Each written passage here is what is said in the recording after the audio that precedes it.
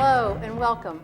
My name is Penelope Ferguson. I'm a registered dietitian and I'm also a certified GAPS practitioner. Today I'm joined by some of my GAPS practitioners. I have Mary Lynn Lipscomb and Gina Phelps, and we're all certified GAPS practitioners, and we are going to do a food demonstration on bone broth and do some other techniques. Okay? Mary Lynn. I just want to introduce you to our series of episodes on GAPS, which is an acronym for Gut and Psychology Syndrome. In previous episodes, we have talked about some of the general concepts and principles that underlie GAPS, and this, just to remind you, is a protocol that was created by Dr. Natasha Campbell McBride, and that protocol is aimed at healing and sealing the gut and addressing some of the chronic health problems that may occur when a person has leaky gut. And so in previous episodes we've talked about that. We've had a young mother who told her story about using this protocol to heal her family and to address some of their chronic issues. We have also demonstrated a full GAPS meal, some of the foods that would be included, and so today we're going to demonstrate how to make stock and bone broth. Penelope. Thank you very much. I have been here before about 2 years ago and done a demonstration on bone broth, and bone broth has been part of my life since I was a child. I mean, it was just how we were raised. Whenever there was anything left over, it went into the stock pot. So bone broth is a traditional broth throughout all the generations back into caveman days or whatever, because nothing went to waste. And once they had a harvest and they had the meats and so on, they also used those bones. And the bones are extremely nourishing and part of the mineral replacement system for our bodies. So, all right, I'm going to be demonstrating some bone broth, and then my colleagues are going to be doing some extra things all along the way. So first thing is I'm going to show you what I started last night. I have some turkey, some turkey bones that I have done some things to, but here's my turkey bones.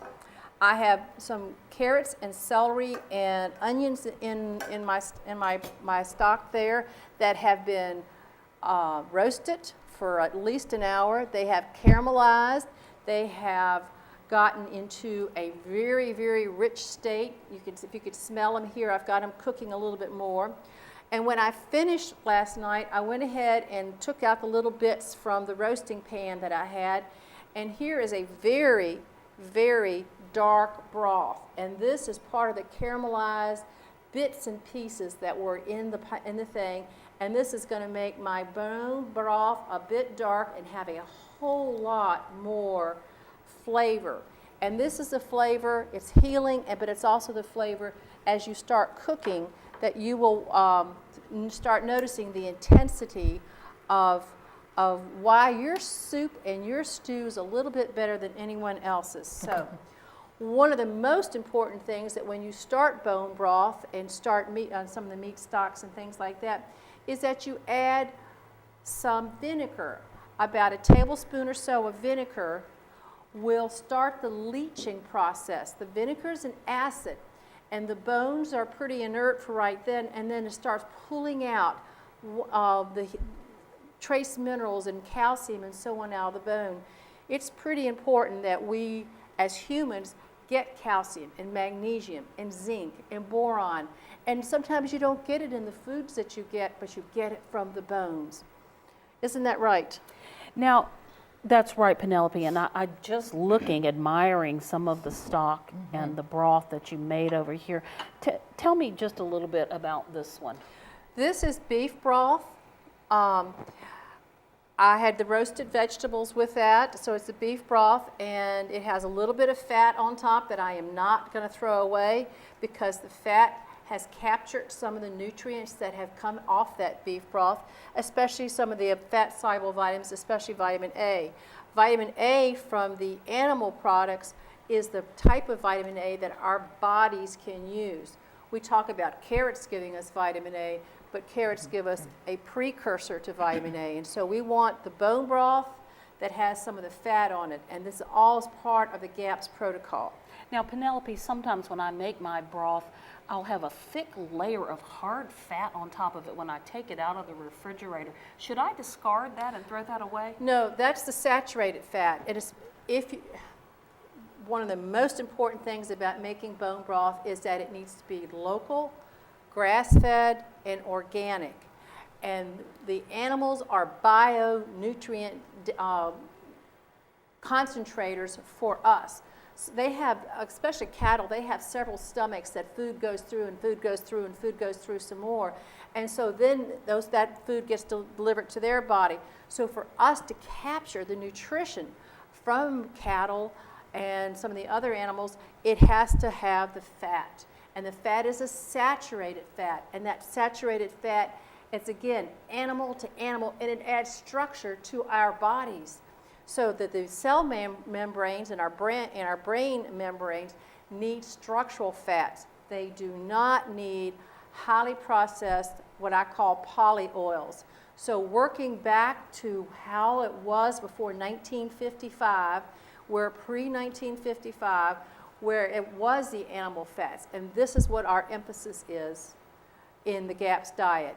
Getting away from highly processed foods, getting away from the modern technology of things, and putting yourself back in the kitchen. We're having a little bit of a good time here with our demonstration, but it doesn't take that long. And once you've done bone broth a couple times, it's like put it on in the morning and you forget it. That's all there is to it. Mm-hmm. So I'm going to, actually I'm going to add some raw bones to this, and I'm going to go ahead and work on boning out some turkey thighs. Turkey thighs I get at the grocery store, and they're pretty much available all year round, and they can be natural. I mean, usually they're natural or organic, and I get them, and I can make a small amount of bone broth, or I can make a large amount of bone broth. By the time I get home tonight and put all these things together, I'll have like a 20-quart stock pot. But you know what? It's money in the bank for me, and it's health in the bank for me. So, Gina, this seems like it could be fairly simple to do, and I've made stock and broth a lot, but for our viewing audience, tell them why they might want to go to all the trouble, as Penelope has said, but reiterate a little more about what is the benefit of these stocks and broths? Well, one of the biggest benefits that they found over the years is that the broth has gelatin and collagen in it, and the gelatin properties, it's actually called a hydrophilic in your system, and it actually allows liquids and waters to be digested in your body. It draws water to it. So it draws water to our skin, draws water and liquids to our joints. So it actually nourishes our skin, it nourishes our body, it nourishes our joints, and it helps the digestion process speed up. So we're getting, the broth itself has some amino acids in it, but it's not a complete protein, so it helps in the protein digestion as we're actually drinking the broth. So for us, for our family, we drink broth every morning. In the morning, we add a little cultured sour cream to it, little sea salt that Penelope will demonstrate. And then we'll sometimes have it with our meals also. A half a cup is really all you need with your meals. And at least that's how we do it. And sometimes in the afternoon, my husband will say, gee, can we have some broth? And he likes to have a little squirt of lemon, and I'll take a whole piece of garlic and we'll grate it, some raw garlic, make sure I'm not going anywhere that night. But it's just a wonderful, nourishing, warm drink. Instead of coffee, tea, something like that, we just use it as a substitute. One of the things that Dr. Oz has made famous is this leaky gut syndrome. Well, to make the leaky gut syndrome heal, you have to have the nourishing foods, and the nourishing foods includes bone broth. Okay, I have boned out one of these turkey thighs, and I'm going to bone out another one right now. And it's really not hard. You just take your knife and you just run it along the bone, and you slide it down the bone, and sometimes you just sort of pull it away. With the bone, you try to keep that knuckle and any of those collagen joints and things like that, and this is what is the healing property. For people that have joint problems and so on, it becomes, this is also healing. We take shark whatever that stuff is called, chondroitin. Well, guess what? You could be eating it all along. I'm going to ask Gina to hand me one of the large knives, and I'm going to break into the bones. You have to hack so that you're hacking so that when it gets into the vinegar water, it's going to be actually doing its work even more. So I know this is, sometimes it could be fun time for you. So anyhow, I've got lacerated thigh bone of turkey. I'm going to put it in here. I'm going to get rid of these gloves. Penelope, can you just tell us a little bit about perhaps the other bones as you're preparing these turkey bones? I noticed that you have some other bones here that may be used. Okay. Well, I have these are beef rib bones. They're very fatty. They got the fatty streaks through there. They've got some marrow. The marrow is in here, and these will add a lot of body to the broth when you finish making it. So that sometimes you can see thin broth, or if you buy a packaged box broth, it will always be thin. The broth that we have, take the little dark one. Right. Will have body to it. It'll have its own gelatin, its own natural gelatin to it, and it's a lot thicker. So I have all these things, and once these cook up, you can have your own little treat, or shred off the meat and put it into your soups, or put it into a sauce or something like that. And I also have a pig's feet, or a pig's foot, I guess. And the pig's foot will add a lot of collagen and so on, and a lot of flavor and some fat, not as much as other, but it'll go into like beans, or if I cook greens a lot, and so something like that. And you think, these are all the things they've told us over the years not to do. Guess what? We have to realize that we have an obesity problem, we have a diabetes problem, we have some other things. What have we changed in our diet? We have changed the types of fats that's been in our diet, and we've changed the quality of the foods that we've eaten. We've gone to fast foods and so on, and that's not where we need to be. We need to be going back and looking and studying the old generations.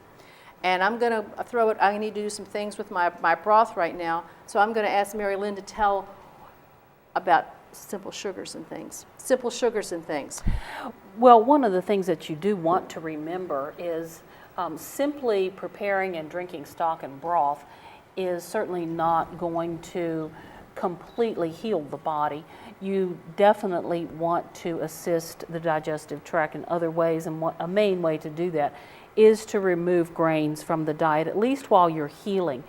The grains that you would be consuming if you did not have digestive issues or a leaky gut would need to be fermented if you were to consume them. But we'll focus now on just a person who might be trying to restore their health by healing the gut wall.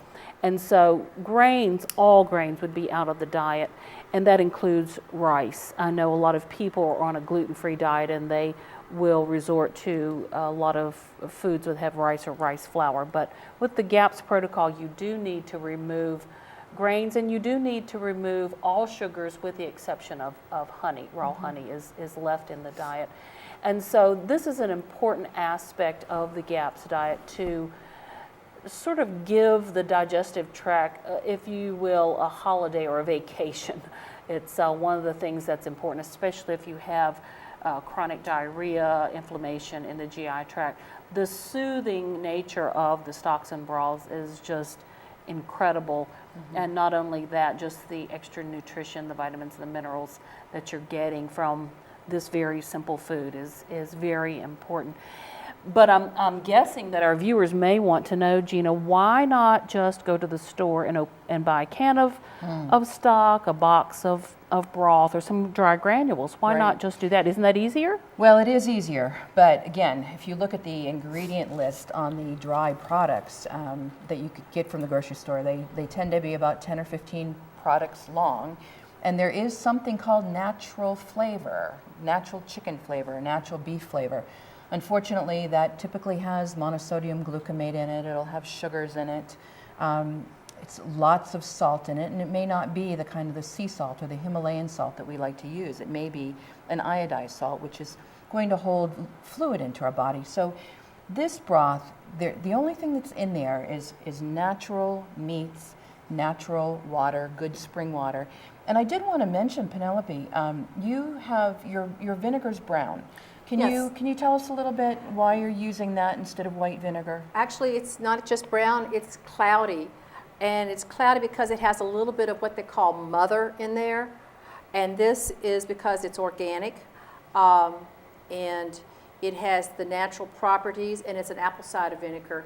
And that's what, anything I try to use when I cook is always organic. So right now I'm going to ask you to start chopping up in that Sure. rough chop the celery and things, because I'm going to at least have the basis of starting out on a fish broth. Now, the fish broth is this one. It's a milky, a little bit more milky in color and in quality, and so, and it does have a little body. It's just not completely watery, and so on. And this is what, the one thing about fish broth that I like is that when I do get fish to cook, cod or wild caught fish and so on to cook, I can poach it or boil it, whatever you want to call, in this, and then and that just seasons back to another set of stock that I have. So you can perpetuate using fish broth. I don't have many other ways to use fish broth other than to be poaching in how I cook my fish. Do you have any other ways that you use fish? Well, Gina has a way of how she uses fish. Well, I grew up in New England, and one of our favorite stews during the summer, during the winter, was oyster stew, or shrimp chowder. Grew up with a lot of chowders. I called it chowder. And so this fish broth becomes the basis of all the fish soups that I make. One of my favorite Christmas Eve soups for my family is a tomato-based fish soup, and we use the fish broth, and it just gives it wonderful depth of flavor. But you know, the fish broth is really important because you're using the head of the fish, and so you're not only getting the calcium and the minerals from the bones, but you're also getting the thyroid from that fish and the iodine from the fish. So people that have iodine deficiencies and hypothyroidism, this is a wonderful, wonderful broth to be consuming on a weekly basis, especially, that will, again, help nourish our bodies. And we wouldn't get that if we were opening a can of whatever brand of clam chowder that's out there. I don't know that there is any fish broth available. Here is a fish. This is a flounder, and you could almost read through it. I went to my fish market. I live in Harrisonburg, so I went to my fish market, and the guy says he doesn't fillet, but he can get them from his purveyor supplier, and so I get. It's no problem. It's only about $1 or so of a fish skeleton. I think it's worth the transportation and so on. If you'll pass me the veggies over there, I will start adding some things in. Okay. Usually with the fish broth, I'll add a bay leaf. Okay. I've added a bay leaf, and then I just add the raw vegetables. Again, this is called rough cut. They're just chopped, and they add flavor. They add flavor to the fish, and you end up with this wonderful broth. Usually a few. Go ahead, thank you. A few peppercorns, again, to add some extra depth and so on. Now, the one thing that about GAP's diet is they really emphasize the use of onions, and in some of the recipes or some of the ways to help heal is she'll say chop up an onion and saute it for 20 minutes in butter or ghee, and then eat it with your morning eggs and eat it with these things. It's sulfur. Our bodies are very much needing sulfur these days, and so the sulfur within the GI system becomes very, very healing. And that's why onions and garlic are used quite a bit in the GAPS diet. And so every week I get a 3-pound bag of organic onions, and I just chop away. I also, on the regular bone broth, I'm adding, I always add a bay leaf or two, and then the black pepper. I don't add salt until the very end, because I may be cooking my stock 18, 20 hours so that I can get it down until the bones almost break apart. And with that, the salt would concentrate and be too much. I'd wait till towards the end before I add anything. One of the other ways that you can be economical and make your own broth is to use a roasted turkey carcass or a roasted chicken. So you have the leftovers of a chicken or a turkey. I think this was my Thanksgiving or my Christmas turkey, and it still has a little bit of meat on it. And so once I boil this down, I'll have a little bit of meat to put in a stew and something, and I will still add vinegar. I have left the skin on. The skin is on. It will get into the pot, into the water and everything, and we'll add flavor. And just the other night, I went to a chili fest, and we had a little chili cook-off, and I had my dark bone broths and so on. And I was very proud to say that I thought my chili was the best chili there. It was a GAPS-friendly chili, thank you very much. But everybody else, I don't know how they made it. That's okay. That's not the issue. But the fact that I had the richness in there was, to me, very, very important. And I know it added the depth to it. So, Penelope, can I interrupt here? If you didn't have, say, how do you manage an 18-hour pot of stock? well, my hot plate I can set for 20 hours or 30 hours. And Okay. so I actually cook my stock in the garage.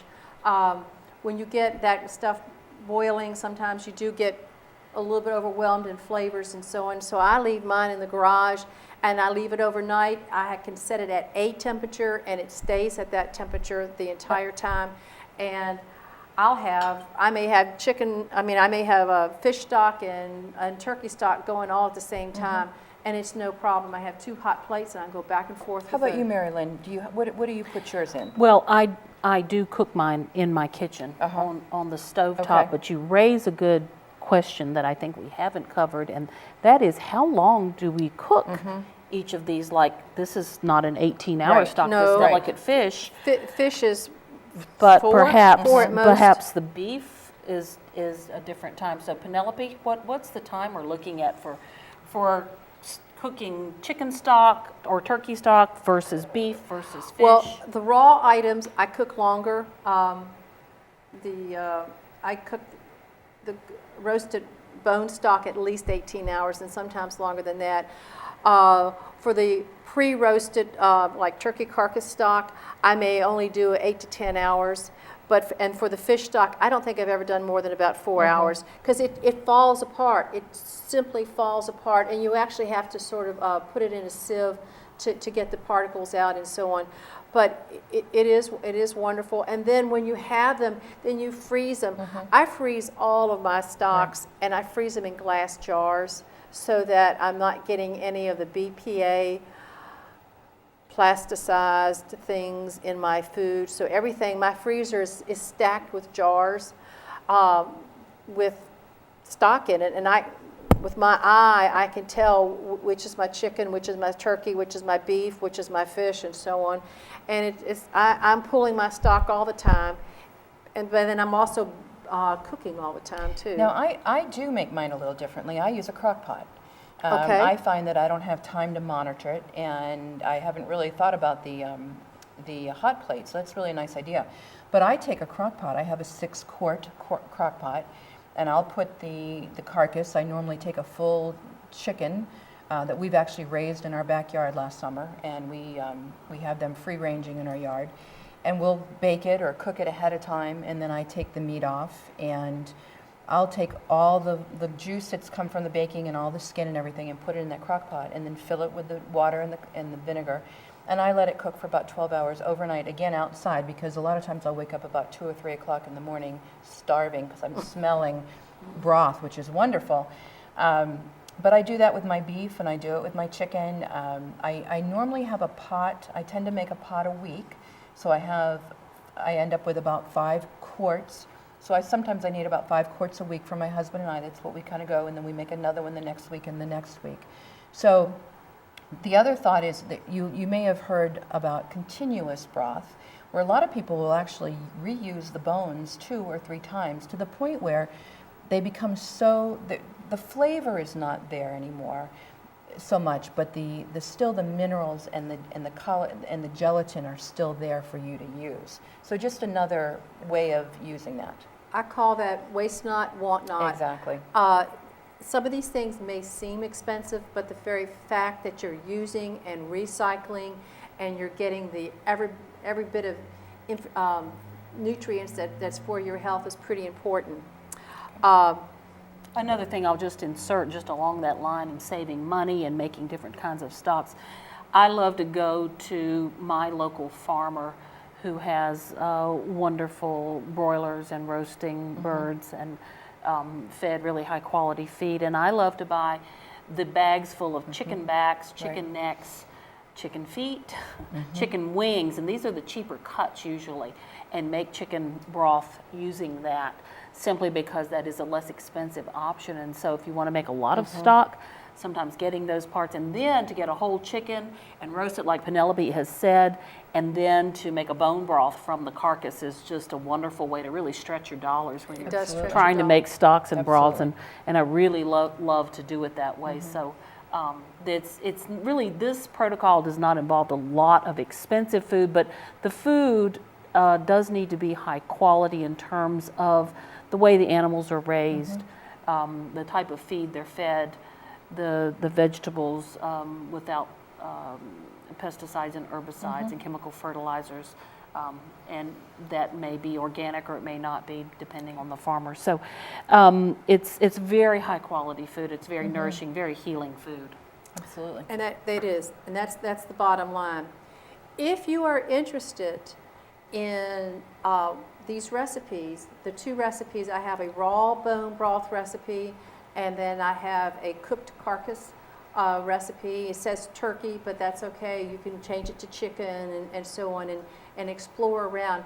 Contact us at gapsguides@gmail.com, and we will electronically send you a copy of the different bone broth recipes.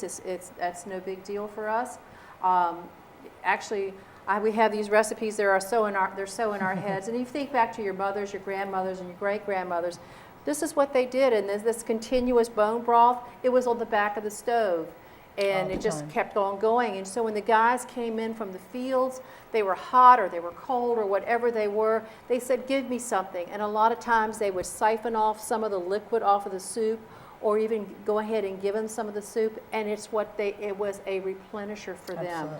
And in fact, when I've talked to people about athletes and different kind of power drinks and so on, what we need is, again, animal to animal. And so the best sort of electrolyte thing will be the bone broth.